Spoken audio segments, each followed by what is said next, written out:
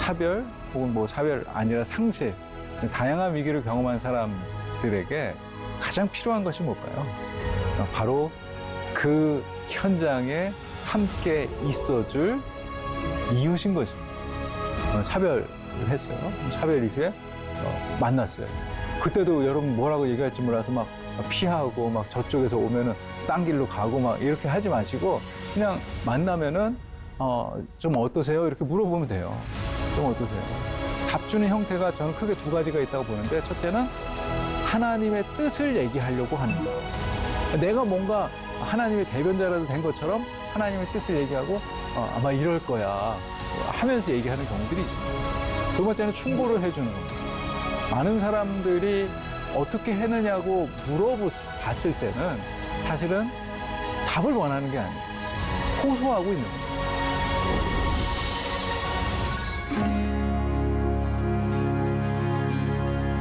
여러분 안녕하십니까? 저는 사회복지법인 각당복지재단의 애도심리상담센터 소장 윤득형입니다.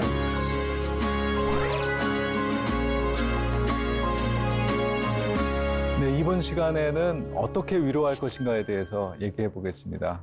여러분들 사별을 경험한 사람들을 어떻게 위로해 드리면 좋을까요? 제가 병원과 호스피스에서 일한 경험, 그리고 제가 공부했던 거를 바탕으로 해서 위로를 위한 상담의 원리라는 거를 여러분들에게 말씀드리도록 하겠습니다. 7가지가 있는데 7가지 뭐 짧은 시간이지만 여러분들에게 소개해 보도록 하겠습니다. 가장 중요한 거, 가장 필요한 거, 그것은 첫 번째, 함께 하는 것입니다. 함께 하기. 누군가 위기를 만난 사람이 있다고 생각해 보십시오. 사별 혹은 뭐 사별 아니라 상실, 다양한 위기를 경험한 사람들에게 가장 필요한 것이 뭘까요? 바로 그 현장에 함께 있어줄 이웃인 것입니다. 그 사람이 있을 때에, 그 친구가 있을 때에 그 어려운 시기를 더 잘 겪어나갈 수 있게 되죠.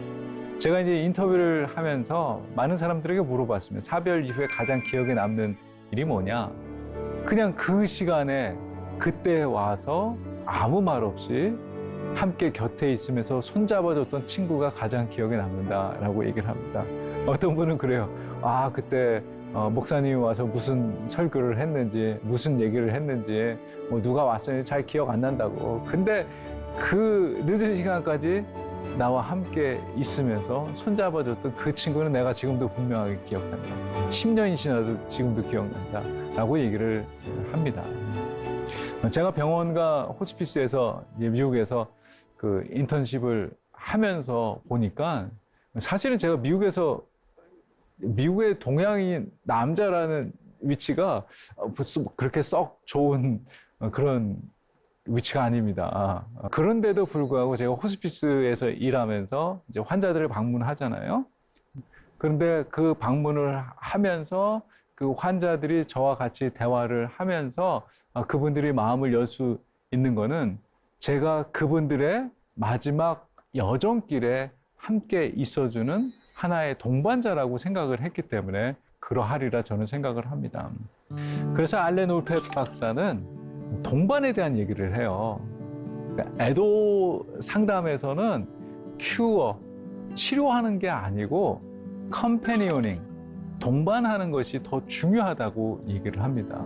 그러니까 이 현대 사회를 살아가고 있는 우리들은요, 누군가 이제 죽음, 사별을 경험했잖아요. 그럼 사별한 사람이 빨리 이 현실 생활에 복귀해서 적응하기를 바라는 말들을 많이 합니다. 한국도 빨리빨리지만 미국에서도 아마 그런가 봐요. 그래서 빨리 복귀하기를 원하는데 그게 아니라 우리가 그 사별을 경험했다라는 거는 이 울펫 박사의 그 표현에 의하면은 이거는 하나의 광야입니다.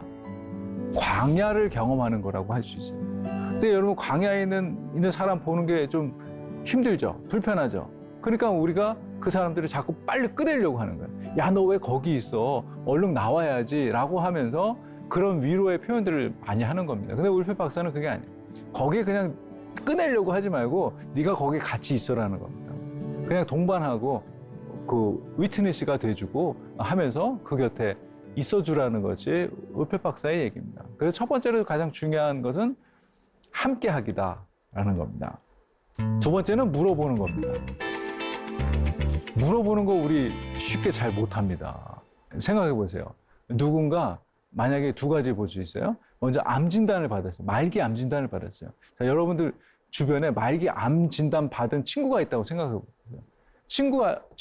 친구면은 혹시 좀 얘기할 수도 있을 것 같아요. 근데 조금 그렇게 친구 사이는 아니지만 여러분들 커뮤니티 안에 그런 사람이 있다고 생각해 보세요. 그러면 여러분 다가와서 뭐라고 얘기하겠습니까? 잘 물어보질 못합니다. 제가 저희 학교에서 예전에 이제 교수님이 말기 진단을 받으시고 이제 돌아가신 적이 있는데 저는 물론 미국에 있을 때였고요. 근데 그때에 그 교수님이 저랑 이제 페이스북 친구였는데 거기서 글들을 이제 계속 쓰고 있었습니다. 근데 그분이 어느 날 그런 글을 쓴 거예요. 내가 말기 진단을 받았다는 소문이 이 학교에 퍼지자 사람들이 나를 피하는 것 같다. 그러면서 왜 피하는지. 여러분들 그 무슨 말기 암이 전염병도 아닌데 사람들이 이제 피하는 거예요. 그래서 저는 생각을 해봐요. 왜 피할까? 할 말이 없는 거예요. 동료 교수들도 학생들도 그 교수님께 뭐라고 말해야 될지 모르는 거예요. 그러기 때문에 피하는 거죠. 그럼 뭐라고 얘기해야 될까요? 뭐라고 얘기하면 좋겠어요? 그냥 이렇게 여쭤보면 어떻겠습니까? 좀 어떠세요? 좀 어떠세요? 교수님 좀 어떠세요? 뭐 어떠냐는 얘기에는 그 질문이 포함된 거잖아요. 무슨 이런 상황에서 좀 어떠세요? 근데 그러면은 대답할 수 있잖아. 뭐라고 얘기하거나, 안 괜찮은데도 그냥, 괜찮다, 신경 써줘서 고맙다, 이렇게 얘기할 수도 있고, 뭔가 이렇게 오픈된 질문으로 하시는 게 좋습니다. 우리가 왜 물어보냐 하면요. 첫 번째로는 그 상황이라든가 뭐 어떤 배경이라든가 이거를 정확하게 알아야 되잖아요. 그걸 위해서 일단 물어야 되고요. 두 번째로 중요한 거는 어떤 마음인지를 물어야 돼요. 지금 마음이 좀 어떤지. 그거에 대해서 얘기를 하는 겁니다.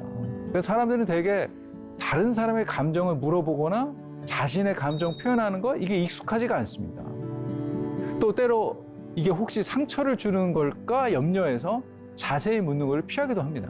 그래서 저는 분명하게 여러분들에게 말씀드리고 수 있는 거는 확신을 가지세요. 여러분들이 물어보는 것이 이분을 내가 케어한다라고 생각한다면 진실한 마음으로 케어하는 마음으로 묻는다면은 여러분들이 크게 실수하는 질문이 아니라면은 분명히 여러분들의 마음을 이해하게 될 겁니다. 그냥 막 피하지 마시고 물어보는 일에 좀 더 적극적이었으면 좋겠어요.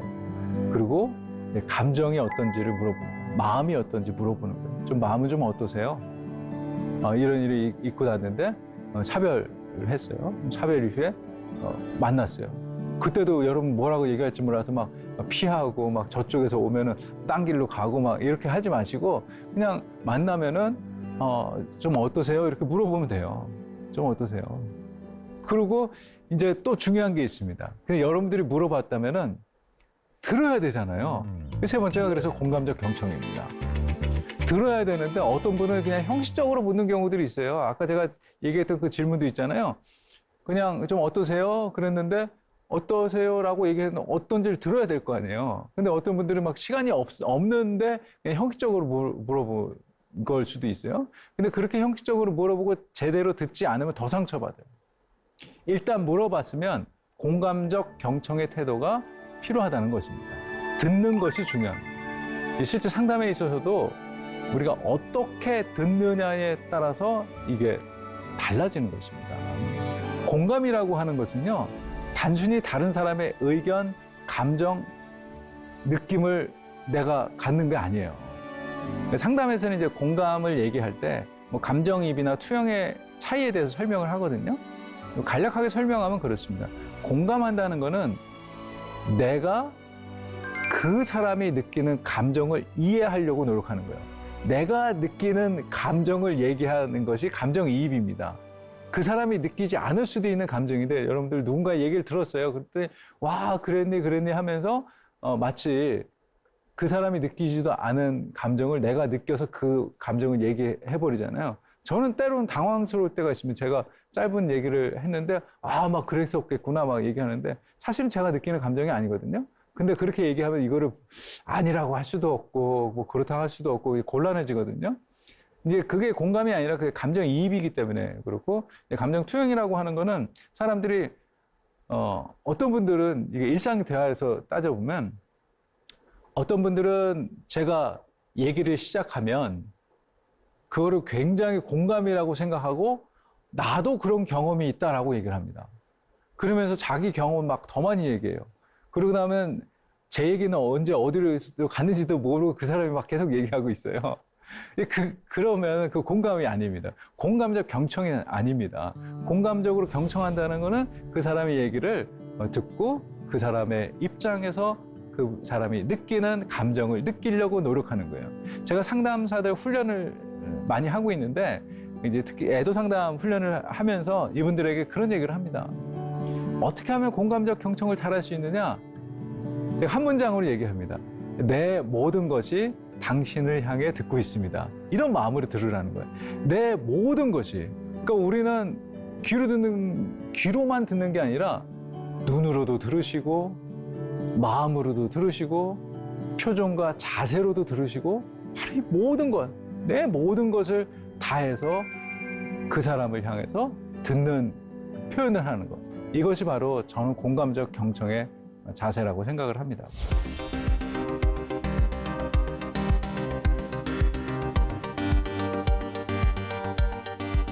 그 다음은 이제 감정인지라는 것도 있습니다. 감정인지는 우리가 듣잖아요. 들으면은 듣다가 우리 마음속에서 어떤 그분이 느끼는 감정을 읽을 수가 있게 됩니다. 그런데 그거를 제대로 읽는다면은 그 감정을 표현해 주는 거예요. 뭐 예를 들어서 예견된 죽음, 말기 장기 환자를 돌봤던 가족이 죽고 나서 그분을 만나게 됐어요. 근데 이제 그분이 느끼는 감정들에 대해서 얘기를 듣다 보니까 그런 마음이 느껴지는 거예요.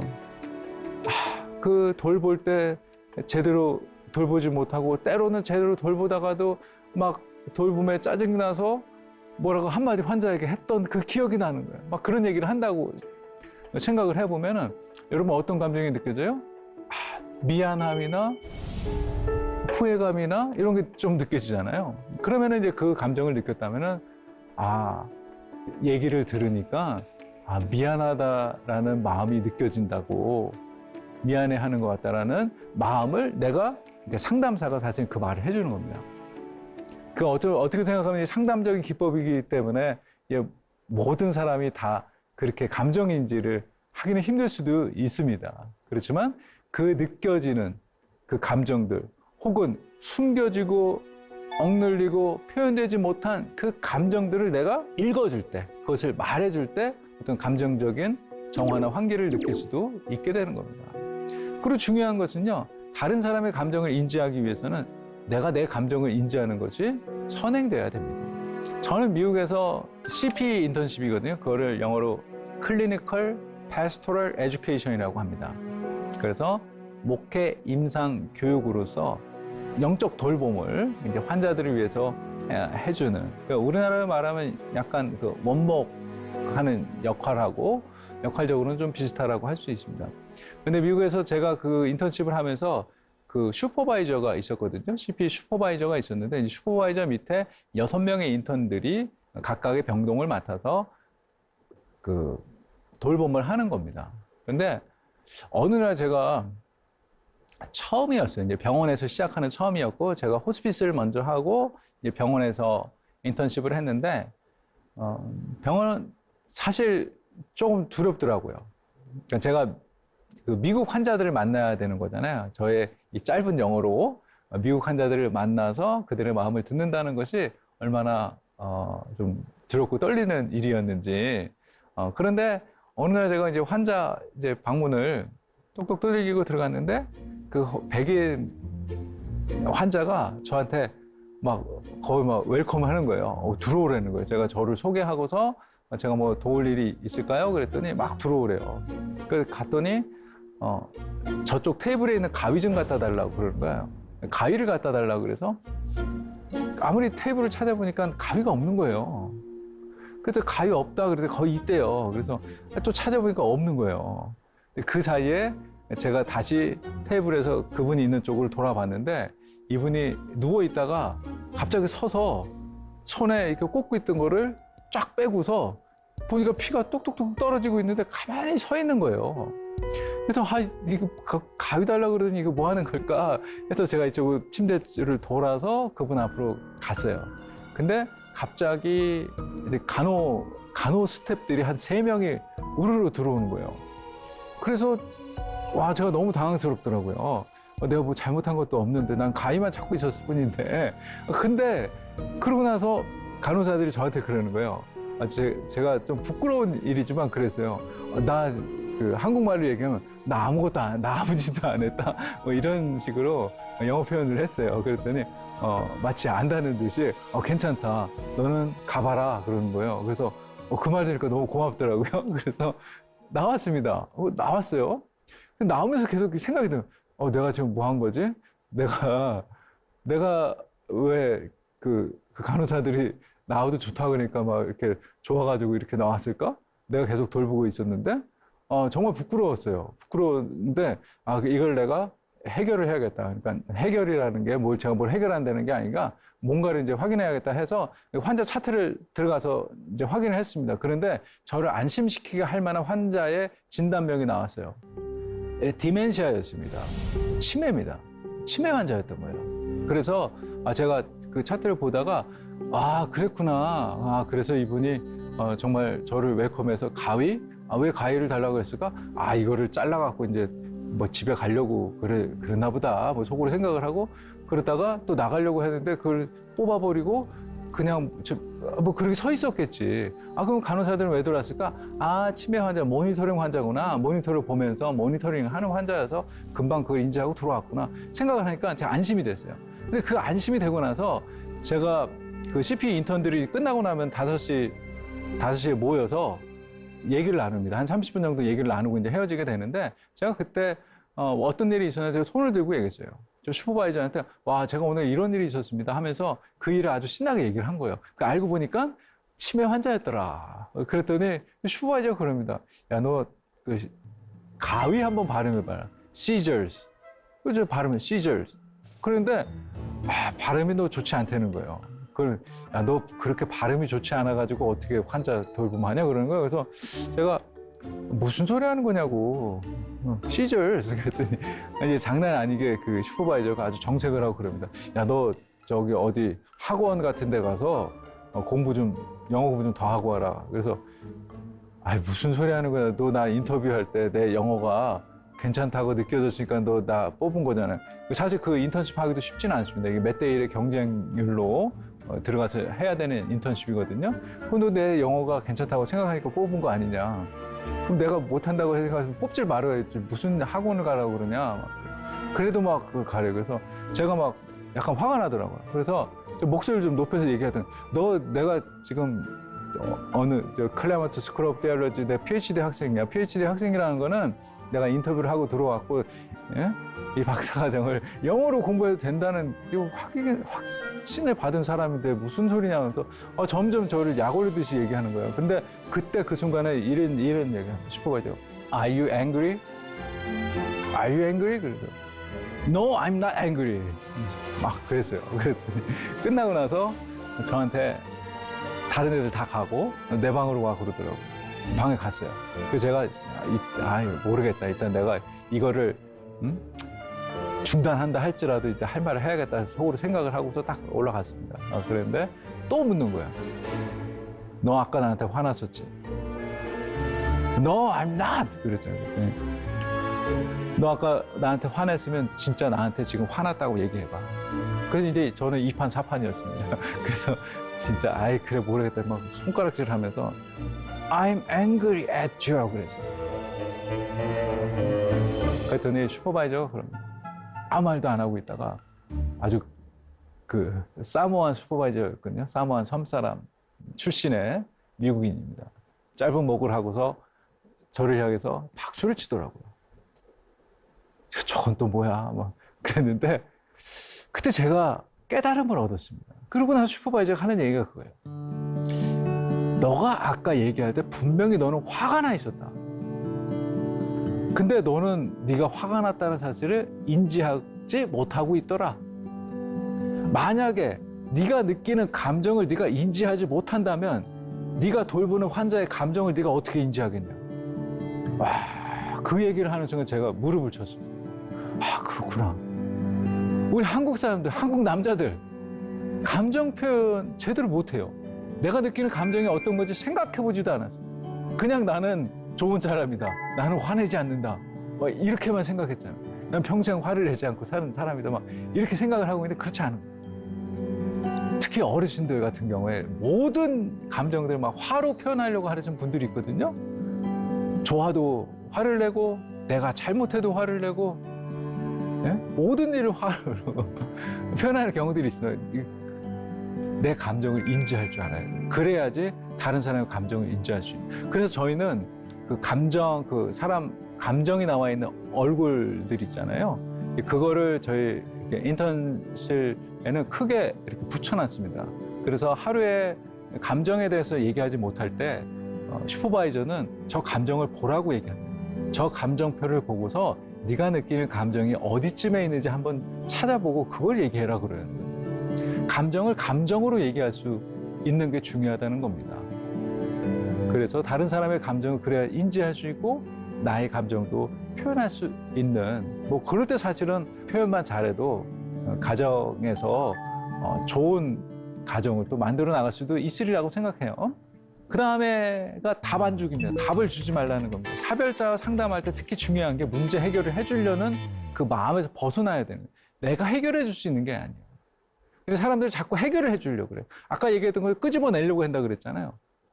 근데 그러한 답 주는 형태가 저는 크게 두 가지가 있다고 보는데 첫째는 하나님의 뜻을 얘기하려고 하는 거. 내가 뭔가 하나님의 대변자라도 된 것처럼 하나님의 뜻을 얘기하고 아마 이럴 거야 하면서 얘기하는 경우들이 있습니다. 두 번째는 충고를 해주는 겁니다. 충고, 조언이죠, 조언. 조언해주는 거. 이렇게 해봐라, 저렇게 해봐라.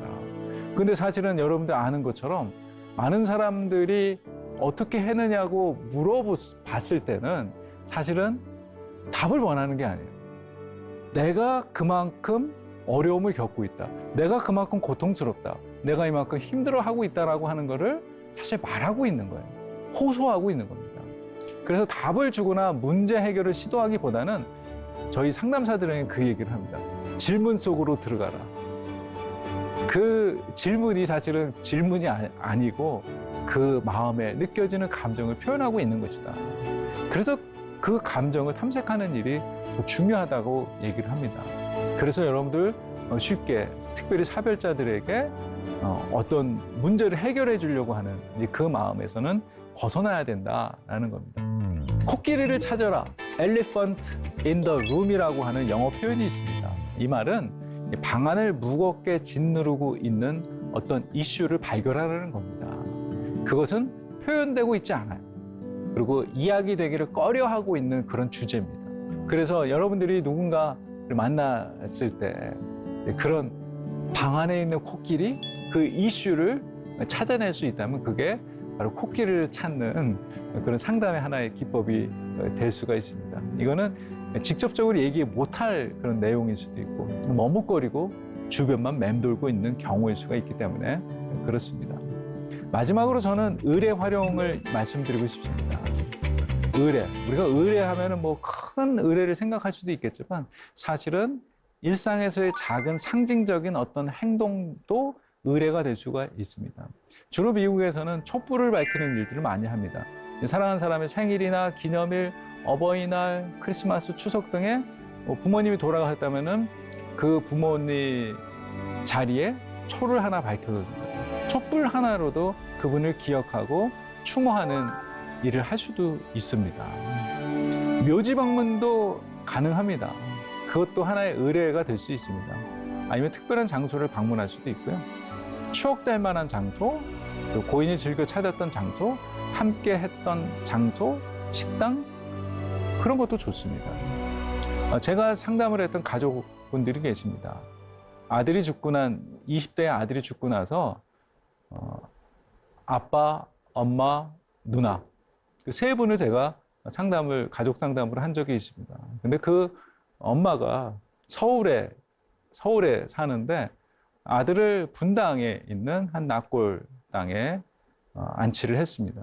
매일 찾아가는 거예요. 제가 상담했을 때가 아들이 죽은 지 6개월 정도 지났을 때입니다.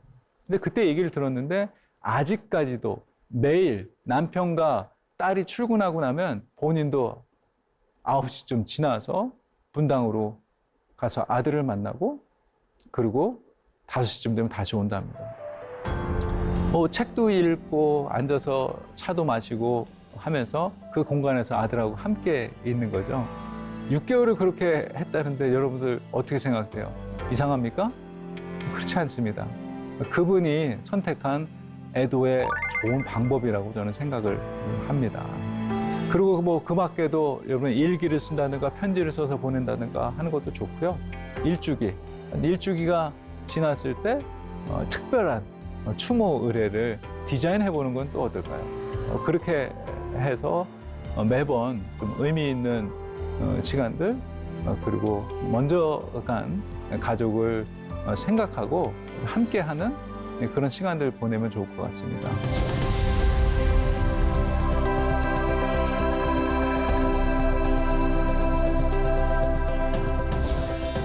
이 짧은 시간에 여러분들에게 위로를 위한 방법을 다 전수해 드리려니까 쉽지는 않았던 것 같습니다. 여러분들 일상의 삶 가운데서 죽음에 대한 생각들, 성찰들, 그리고 또 주변에서 누군가 상실과 또 사별을 경험한 분들에게 좋은 위로자, 동반자 되시기 바랍니다.